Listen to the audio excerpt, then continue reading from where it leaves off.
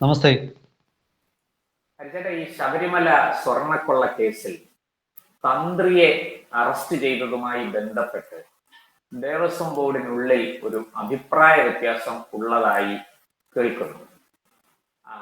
തന്ത്രി കുറ്റക്കാരനല്ലെന്നും കുറ്റക്കാരനാണെന്നും ഒക്കെയുള്ള പല തരത്തിലുള്ള നരേഷൻസ്, ആഖ്യാനങ്ങൾ ഉണ്ട്.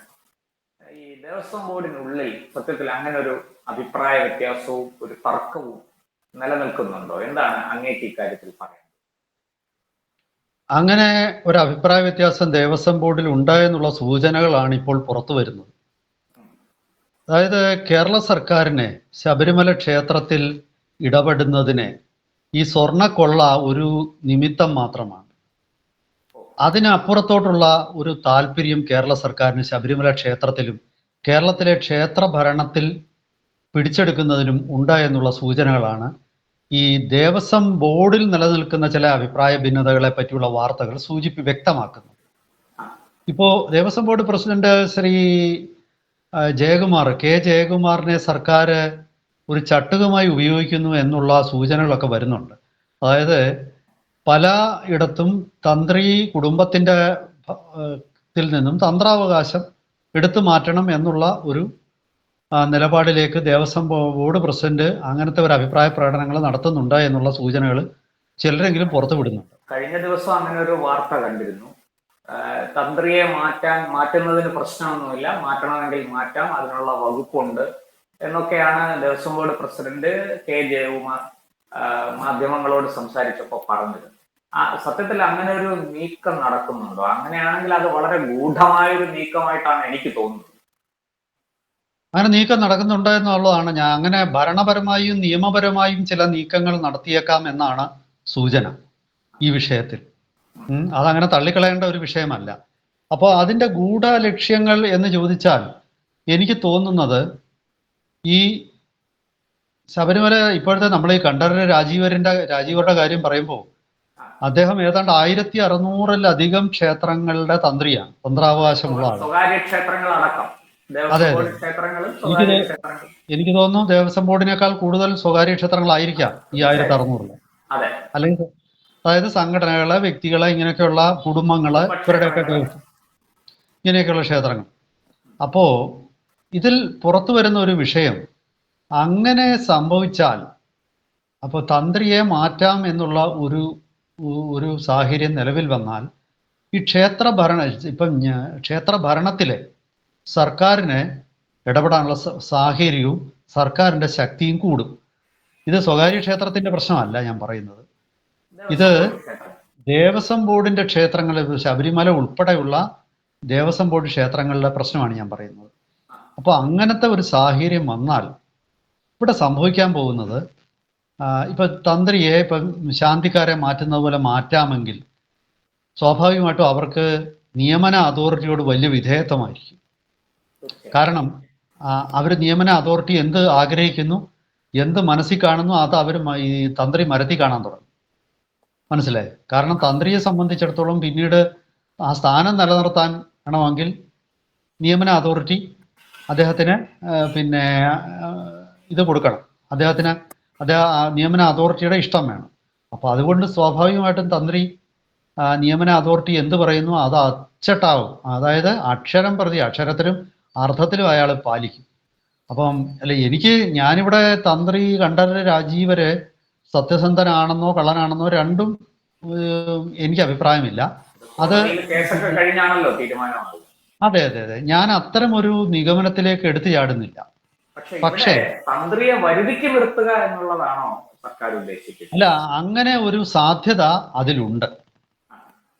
അതായത് സർക്കാർ ഇപ്പം സൗകര്യം അനുസരിച്ച്, ഇപ്പോൾ ഉദാഹരണത്തിന് സർക്കാർ തീരുമാനിക്കുക ഒരു ക്ഷേത്രത്തിലെ തന്ത്രിയെ മേൽശാന്തിയെ പോലെ 1 കൊല്ലത്തേക്ക് മതി എന്ന് തീരുമാനിച്ചാൽ ആ തന്ത്രിക്ക് പിന്നീട് വേറെ റോളൊന്നുമില്ല. കാരണം സർക്കാർ പറയുന്ന ഏത് നിയമവും അവിടുത്തെ ക്ഷേത്രത്തിൻ്റെ നിയമമായിട്ട് മാറും. ഇപ്പോൾ ഏത് ക്ഷേത്രത്തിലും മാറ്റമില്ലാത്ത ഒന്നുണ്ട്, അതാണ് തന്ത്രി. ബാക്കിയെല്ലാം മാറാം. ചില ഊരാഴ്മക്കാരൊക്കെ ഉണ്ട്, അത് ഞാൻ മറക്കുന്നില്ല. പക്ഷെ എന്നാലും ക്ഷേത്രത്തിൻ്റെ അധികാരത്തിൽ ക്ഷേത്രത്തിനെ കുറിച്ചുള്ള എന്തെങ്കിലും നിർണായകമായ അധികാരങ്ങളുള്ള ഒരേ ഒരു പിന്നെ സർക്കാരിൻ്റെ സ്വാധീനത്തിന് പുറത്ത് ഒരു പരിധിവരെ എന്ന് പറയാവുന്ന ഒരേ ഒരു വ്യക്തി തന്ത്രിയാണ്. ആ തന്ത്രിയും സർക്കാർ നിയമിക്കുന്ന ആളായിട്ട് മാറുകയാണെങ്കിൽ പിന്നെ സർക്കാർ പരിപൂർണമായിട്ട് ക്ഷേത്ര സ്വത്തുക്കൾ ഉൾപ്പെടെയുള്ളത് സർക്കാരിൻ്റെ നിയന്ത്രണത്തിലാണ്. പിന്നീട് അവിടെ നടക്കുന്ന എന്തെന്ന് പോലും ഒരുപക്ഷെ പുറത്ത് പറയാൻ പറ്റില്ല. ഒരുപക്ഷെ നാളെ ഞാനൊന്ന് ചോദിക്കട്ടെ, ഒഫീഷ്യൽ സീക്രസി ആക്ട് പോലുള്ള ഒരു ആക്ട് കൊണ്ടുവന്നിട്ട് തന്ത്രി ഇതൊന്നും പുറത്തു പറയാൻ പാടില്ല സർക്കാർ കൊടുക്കുന്ന ഉത്തരവുകൾ എന്നൊരു നിയമനിർമ്മാണം നടത്തിയാലോ? അതിപ്പോ ഭരണകൂടങ്ങൾ മാറി വന്നാലും, ഇപ്പം കോൺഗ്രസ് CPM മാറി കോൺഗ്രസ് വന്നാലും അവർക്കും അത് താല്പര്യമായിരിക്കും. ഇതൊക്കെ ചെയ്യാം. കാരണം അവരുടെ പൂർണ്ണ നിയന്ത്രണത്തിൽ നിൽക്കുമല്ലോ ക്ഷേത്ര സ്വത്തുക്കൾ. അപ്പൊ സ്വാഭാവികമായിട്ടും എനിക്ക് തോന്നുന്നത് ക്ഷേത്രഭരണം ഇപ്പോഴുള്ള ഒരു മിനിമം സ്വാതന്ത്ര്യമുണ്ട് ക്ഷേത്രങ്ങൾ, അതുകൂടി നഷ്ടപ്പെടും. അപ്പം ഇതിന് വളരെ ബുദ്ധിപൂർവ്വമാണ് ഇപ്രാവശ്യം ചെയ്തതെന്നാണ് പലരും പറയുന്നത്. അതായത് സാധാരണഗതിയിൽ ഈ വിഷയത്തിൽ ഒരു പ്രശ്നം ഉണ്ടാക്കാനുള്ള ശേഷിയുള്ള സംഘടനയാണ് NSS. NSS ആണ് കഴിഞ്ഞ തവണ ഈ 2018-19 ശബരിമലയിലെ ആചാരങ്ങൾ മാറ്റാനുള്ള ശ്രമം നടന്നപ്പോൾ NSS ആണ് അവിടെ പ്രത്യേകിച്ച് തെരുവിലിറങ്ങിയുള്ള പ്രക്ഷോഭം, അത് ഇലക്ഷനിൽ പ്രതിഫലിക്കുന്ന രീതിയിലേക്ക് കാര്യങ്ങൾ മാറുക, ഇതൊക്കെ തീർച്ചയായിട്ടും പിന്നെ ഇപ്രാവശ്യം തടയപ്പെട്ടു. ഇപ്രാവശ്യം ഏറ്റവും ഭംഗിയായിട്ടാണ് കാര്യങ്ങൾ സർക്കാരിൻ്റെ ഇടപെടൽ വളരെ അവരുടെ ലക്ഷ്യങ്ങൾ സാധിച്ചെടുക്കാനുള്ള ഏറ്റവും ഭംഗിയായ ഇടപെടലാണ് നടത്തിയത്. കാരണം ജയകുമാറിനെ പോലൊരാൾ ദേവസ്വം ബോർഡ് പ്രസിഡന്റ്, അതിൽ അയാൾക്കുള്ള വിശ്വാസ്യത. രണ്ടാമത്തെ കാര്യം എന്ന് പറഞ്ഞാൽ സ്വാഭാവികമായിട്ടും ആദ്യം അവിടെ ഒരു അസ്ഥിരത സൃഷ്ടിച്ചു. അവിടെ എല്ലാം കള്ളന്മാരാണെന്ന് വരുത്തി തീർത്തു. സ്വാഭാവികമായിട്ടും ഇനി ഇപ്പം ഇതിനകത്തിലൊരു പ്രശ്നം, ഈ SITയുടെ അന്വേഷണത്തിൽ നിന്ന് സ്വർണം കണ്ടോട്ട് പോയതിൽ ഈ തൊണ്ടി മുതൽ ഒരു തരി പോലും കിട്ടിയിട്ടില്ലല്ലോ. ഉണ്ടോ? ഇല്ല. ഇവര് ഉരുക്കി പിന്നെ ജുവലറി കൊണ്ടുപോയി ആഭരണങ്ങളാക്കി വിറ്റു എന്നാണ് പറയുന്നത്. അതിൽ കുറച്ചൊക്കെ ഇവര് കണ്ടെടുത്തിട്ടുണ്ട്. ഈ സ്വർണ്ണമാണോ എന്നൊന്നും ഉറപ്പില്ല. ഒരിക്കലും കിട്ടിയിട്ടില്ല. ഇന്നലെ ആഭ്യന്തരമന്ത്രി രമേശ് ചെന്നിത്തല ഇന്നലെ ഒരു പ്രസ്താവന നടത്തിയിരുന്നു. അപ്പൊ അദ്ദേഹം വളരെ കൃത്യമായിട്ട് പറഞ്ഞു ഇത് ആ സ്വർണ്ണമാണെന്ന് ഒരു തെളിവുമില്ല. ഇപ്പം ഒരു കൊലപാതകം നടന്നു പ്രശാന്തേ, ശവം കിട്ടിയില്ലെങ്കിൽ ആ കൊലപാതകം നടന്നു എന്ന് തന്നെ ഉറപ്പിക്കാൻ പറ്റില്ലല്ലോ നമ്മുടെ നിയമം അനുസരിച്ച്. കാരണം ആ കൊല്ലപ്പെട്ടു എന്ന് പറയുന്ന വ്യക്തി ജീവിച്ചിരിപ്പുണ്ടെന്നായിരിക്കും പ്രതിഭാഗം വാദിക്കുന്നത്. എങ്ങനെ തെളിയിക്കും മരിച്ചു എന്നുള്ളത്? അപ്പൊ അതുപോലെ തന്നെ ലാസ്റ്റിൽ എന്നോട് ചിലരൊക്കെ പറയുന്നത് അവസാനം സംഭവിക്കാൻ പോകുന്നത് പോറ്റി ശബരിമലയിൽ നിന്ന് എടുത്തുകൊണ്ട് പോയ സ്വർണം എന്നത് അത് യഥാർത്ഥത്തിൽ ശബരിമലയിലേക്ക് ആരോ കൊടുത്ത സംഭാവനയായിട്ട് കൊടുത്ത സ്വർണം കുറച്ച് പോറ്റി മറിച്ച് വിറ്റു എന്നായിരിക്കും. അതല്ലാതെ സർക്കാരിന് മറ്റൊന്നും പറയാനില്ല. 90 ദിവസം കഴിഞ്ഞിട്ടും കുറ്റപത്രം ഭാഗികമായിട്ട് പോലും സമർപ്പിക്കാൻ പറ്റിയിട്ടില്ല. മനസ്സിലായോ? പ്രധാന പ്രതികളൊക്കെ ജാമ്യത്തിൽ ഇറങ്ങി. ഇതിലെ ഏറ്റവും പ്രധാന കണ്ണിയായ ആരോപിതൻ പോറ്റി ഇപ്പൊ വെളിയിലാണ്. അപ്പോ ഈ തന്ത്രിയുടെ പേരിലുള്ളത് കുറ്റം എന്താണ്? ഇതൊക്കെ തടയാനുള്ള പിന്നെ മേൽക്കൈ എടുക്കാനുള്ള അവകാശം ഉണ്ടെങ്കിലും അദ്ദേഹം ചെയ്തില്ല, വേണ്ട രീതിയിൽ അതോറിറ്റീസിന് മുന്നിൽ കൊണ്ടുവന്നില്ല എന്നുള്ളത് മാത്രമാണ്. അല്ലാതെ മറ്റൊന്നും അദ്ദേഹത്തിന്റെ പേരിലില്ല. പക്ഷേ യഥാർത്ഥത്തിൽ ഇപ്പോൾ എല്ലാ കുറ്റവും തന്ത്രിയുടെ മേലിലേക്ക് വരുന്ന ഒരു സ്ഥിതി ആണോ എന്ന് പലരും ചോദിക്കുന്നുണ്ട്. മനസ്സിലായോ? അപ്പോൾ എന്താണ് ഇതിൽ നിന്നൊക്കെ വ്യക്തമാകുന്നത്? കുറ്റകൃത്യം അവിടെ നടന്ന ക്രൈം എന്നുള്ളത് പുറകിലോട്ട് പോയിട്ട് അവിടുത്തെ ഇടപെടലുകൾ, പരിഷ്കാരങ്ങൾ എന്നുള്ളത് മുന്നോട്ട് വരും. അതിന് ഉള്ള ഒരു പ്രിടെക്സ്റ്റ് എന്ന് ഇംഗ്ലീഷിൽ പറയുന്ന അതിനുള്ള ഒരു കാരണമായിട്ട് ഈ ഒരു സ്വർണ്ണക്കൊള്ള മാറും. അവസാനം കേസിലെ പ്രതികളും രാഷ്ട്രീയക്കാരും എല്ലാം രക്ഷപ്പെടും. രാഷ്ട്രീയക്കാരൊന്നും ഒരു കാരണവശാലും ഈ കേസിൽ ശിക്ഷിക്കപ്പെടുകയില്ല. ഇപ്പൊ തന്നെ യഥാർത്ഥ പ്രതികൾ യഥാർത്ഥത്തിൽ ഇപ്പൊ വകുപ്പ് മന്ത്രി, ആ മന്ത്രി അറിയാതാണോ ഇതൊക്കെ നടന്നത്? അങ്ങനെയെങ്കിൽ മന്ത്രിയുടെ ഉപയോഗം എന്താ? അങ്ങനെയാണെങ്കിൽ പിന്നെ ദേവസ്വം ഡിപ്പാർട്ട്മെന്റ് അപ്പം തിരുവിതാംകൂർ ദേവസ്വം ബോർഡിന്റെ കീഴിലുള്ള ക്ഷേത്രങ്ങളുടെ പരമാധികാരി പ്രസിഡന്റ് ആണെന്നിരിക്കട്ടെ, അത് മറ്റൊരാൾക്ക് ഒന്നും ചെയ്യാൻ പറ്റില്ലെങ്കിൽ പിന്നെ എന്തിനാണ് മന്ത്രി? പിന്നെ പ്രസിഡന്റ് പോരെ. പിന്നെ അവിടെ ആ ക്ഷേത്രത്തിലെ പിന്നെ ഹൈക്കോടതി നിയോഗിച്ച ഒരു കമ്മീഷണർ ഉണ്ടായിരുന്നല്ലോ, സ്പെഷ്യൽ കമ്മീഷണർ. അദ്ദേഹത്തിന്റെ ഉത്തരവാദിത്വം എന്തായിരുന്നു ഇതൊക്കെ നടക്കുമ്പോൾ? അവിടെ പോലീസിന്റെ വിജിലൻസ് ഉണ്ടായിരുന്നല്ലോ, അല്ല ദേവസ്വത്തിന്റെ വിജിലൻസ് ഉണ്ടായിരുന്നല്ലോ, പോലീസിന്റെ പോലീസിന്റെ സ്പെഷ്യൽ ഒരു ഓഫീസർ ഉണ്ടല്ലോ. അപ്പൊ ഇവരൊന്നും ഇതിനെക്കുറിച്ച് ഒന്നും മിണ്ടുന്നില്ലല്ലോ. അപ്പൊ സ്വാഭാവികമായിട്ടും ഞാൻ പറയുന്നത്, ഇപ്പൊ ഏറ്റവും ഒടുവിൽ സംഭവിക്കാൻ പോകുന്നത് പലപ്പോഴും ഈ കേസൊക്കെ തന്നെ തേഞ്ഞു മാഞ്ഞു പോകും. ഇത് ഞാനല്ല പറയുന്നത്, പല രാഷ്ട്രീയ മുൻ ആഭ്യന്തരമന്ത്രി പോലും ഇതേ അഭിപ്രായം പറഞ്ഞിട്ടുണ്ട്. സ്വാഭാവികമായിട്ടും ഈ ഒരു വിഷയം അവസാനിക്കാൻ പോകുന്നത് എന്താണ്, സർക്കാരിന്റെ ഇംഗിതം നടപ്പാക്കുക, സർക്കാരിന് ശബരിമലയിൽ ഈ 2018-19 എന്ത് ചെയ്യാനാണോ അവർ ആഗ്രഹിച്ചത് അതേ രീതിയിൽ ആചാരങ്ങളുടെ കാര്യത്തിൽ അവിടെ മാറ്റം കൊണ്ടുവരിക എന്നുള്ളതായിരിക്കും. അതിനപ്പുറത്തേക്ക് പ്രതികളും മോഷണവും അവിടുത്തെ അഴിമതിയും ഇത് കണ്ടുപിടിക്കാനോ ശിക്ഷിക്കപ്പെടാനോ ഉള്ള നിർണായകമായ നീക്കങ്ങൾ ഒന്നും തന്നെ SIT ഇതുവരെ നടത്തിയതായിട്ട് ഒറ്റ മാധ്യമങ്ങളിലും വാർത്ത വന്നിട്ടില്ല. നമ്മൾ പിന്നെ ഏത് രീതിയിലാണ് വിശ്വസിക്കേണ്ടത്? ചുരുക്കി പറഞ്ഞാൽ ഈ സ്വർണ്ണക്കൊള്ള മറയാക്കി ശബരിമല മാത്രമല്ല ദേവസ്വം ബോർഡിന് കീഴിലുള്ള മുഴുവൻ ക്ഷേത്രങ്ങളുടെയും നിയന്ത്രണം സമ്പൂർണമായും സർക്കാരിന്റെ, ഈ പറയുന്ന മതേതര സർക്കാരിന്റെ കൈകളിൽ എത്തിക്കുക.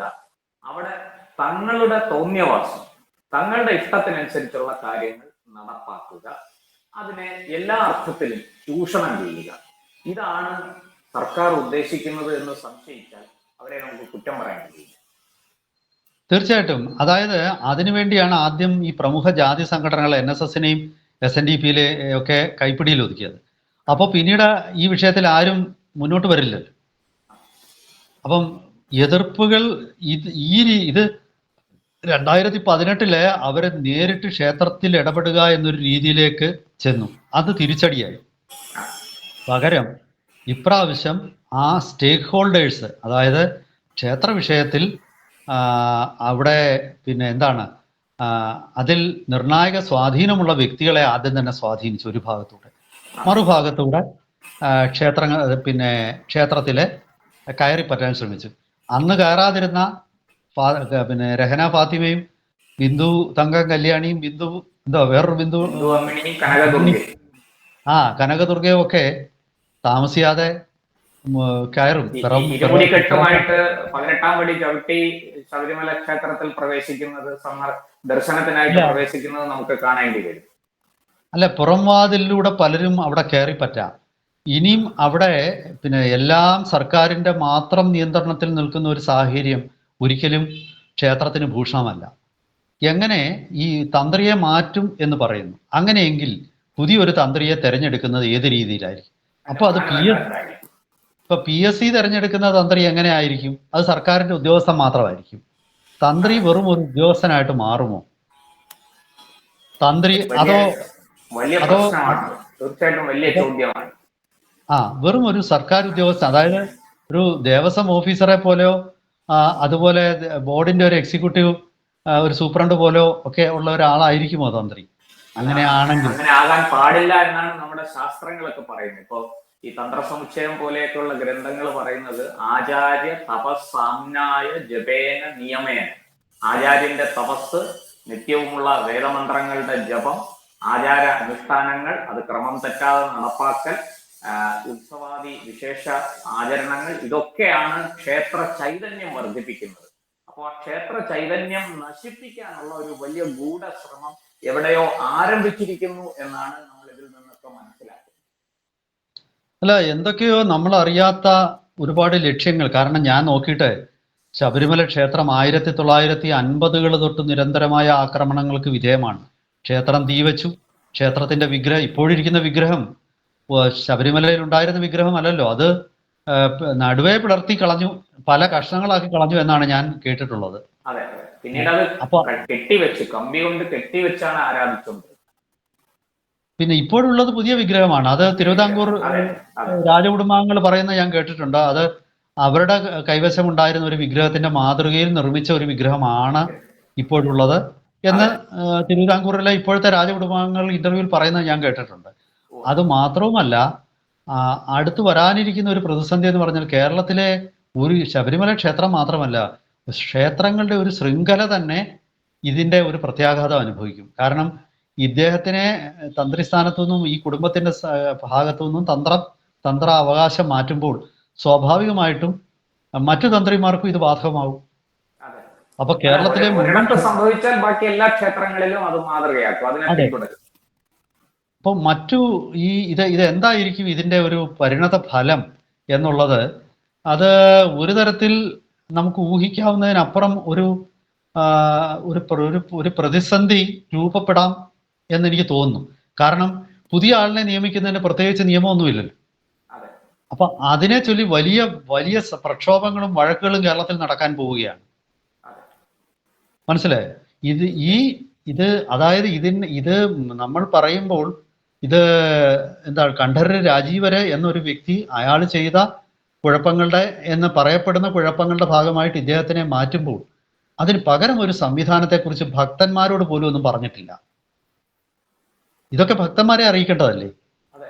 ഇങ്ങനെ ഒരാളെ മാറ്റുകയാണ്, ഞങ്ങളുടെ മനസ്സിൽ ഇങ്ങനെ ഒരു ആശയമാണ് ഉള്ളത് എന്നൊരു കരടെങ്കിലും സർക്കാരിന് പറയാനുള്ള ഒരു കരട് രേഖയെങ്കിലും പറയണ്ടേ, കാണിക്കണ്ടേ ജനങ്ങളെ? ഏകപക്ഷീയമായിട്ട് അങ്ങ് തീരുമാനിക്കാൻ പോവുക. ഇത് ജനങ്ങൾക്ക് അറിയണ്ടേ ഇത് ഇവിടെ എന്താണ് നടക്കാൻ പോകുന്നതെന്ന്.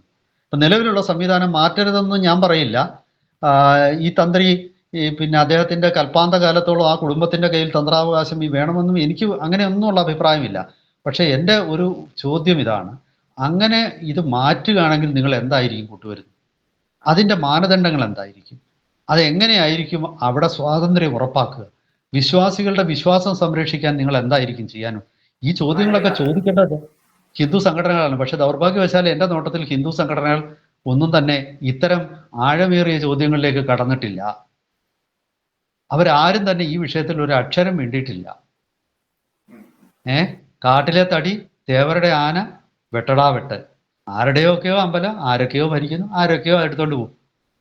ഈ ഒരു നിസ്സംഗതയാണ് യഥാർത്ഥത്തിൽ ഹിന്ദു സംഘടനകളുടെ ഭാഗത്ത് ഉള്ളതെന്നാണ് എനിക്ക് തോന്നുന്നത്. ഞാൻ പറഞ്ഞത്, എനിക്ക് നിലവിലുള്ള ഈ കുടുംബം അവരുടെ തന്ത്രാവസ്ഥയെ രക്ഷിക്കുകയല്ല ഞാൻ പറഞ്ഞതിന്റെ എന്താണ് ഉള്ളടക്കം.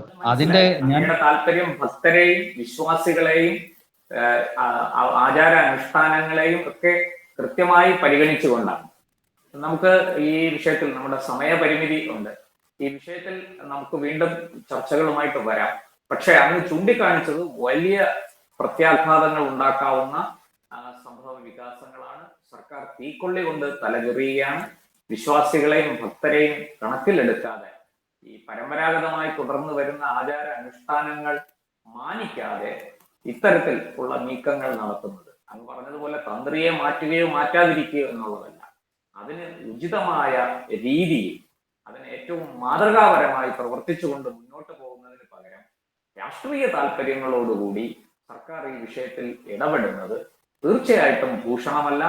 അത് ക്ഷേത്ര ചൈതന്യത്തിനും ഭക്തജനങ്ങൾക്കും വിശിഷ്യ ഹിന്ദു സംസ്കാരത്തിനും അത് വലിയ ദോഷം ചെയ്യുമെന്ന് തീർച്ചയാണ്. നമുക്ക് ഈ വിഷയവുമായിട്ട് വീണ്ടും വരാം. നന്ദി, നമസ്കാരം. നമസ്തേ. കൂടുതൽ വാർത്തകളും വിശേഷങ്ങളും നേരിട്ട് ലഭിക്കാൻ ജനങ്ങളിൽ നിന്ന് ജനങ്ങളിലേക്ക് ജനഭൂമി ന്യൂസ് സബ്സ്ക്രൈബ് ചെയ്യൂ. ബെൽ ബട്ടൺ അമർത്താനും മറക്കരുത്.